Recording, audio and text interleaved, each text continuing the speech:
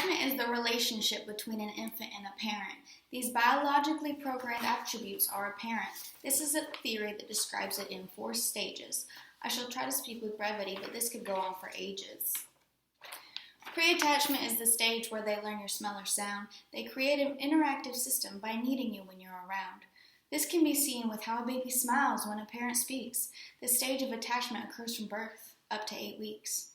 Attachment in the making is when the child specifically wants you to console them. When anxious or stressed, they'll just want you to hold them. They act differently in the presence of others that are familiar or not.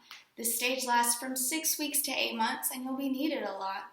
True attachment is when they've learned to single you out. You're a special individual. They'll choose you over anyone in the crowd. This is when the infant really starts to trust you. Whether you're needed or not, you're what they want in their view. This stage will continue from about 6 months to 18 months most likely. When it's over, the child is connected to their mother tightly. This last stage is reciprocal relationships. This is where the infant understands you. The infant really likes you, but when you're about to leave, no longer demands you. The cognitive and language skills are growing, which betters their ability to keep interactions flowing. Now that we've talked about the 4 stages of attachment, it's really important to understand the information on the other pages.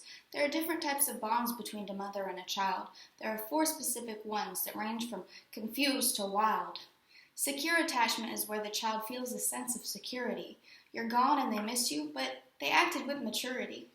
Avoidant attachment is where the child does not get upset when you're gone, but when you're back, the child avoids you and makes you feel like you were in the wrong. Resistant attachment is where the child doesn't like when you leave, and when you're back, the child is angry and treats you like a pet peeve. Finally, we have disorganized attachment. The child's thoughts are confused whether you're leaving or returning.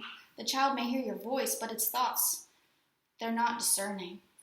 Having a secure attachment to your parents is the opposite of an atrocity. The infant is better able to trust other people and see the world more positively. Attachment with the parent lays the foundation of their whole life. This sense of security could affect their relationship with their future husband or wife. The quality of attachment is huge in the social development of a child. As a child gets older, the maintenance of it will prove to be worthwhile. There are a few factors that determine the quality. One is if you respond to them with seriousness or frivolity. The response to a child should be predictable and appropriate. When your baby is hungry, you shouldn't be the one throwing a fit. We live in a time where everyone wants to be employed, and because of this, people think that their relationships with their child will be destroyed. However, as long as you are still sensitive to your child's needs, the level of attachment you have with them will continue to succeed. I know that I keep referring to this to be between a mother and a child, but relationships are complicated, and these types of attachment are with whoever the role is related. The primary caregiver is the most important person in a child's life. The attachment made will be positive only if created without extensive strife.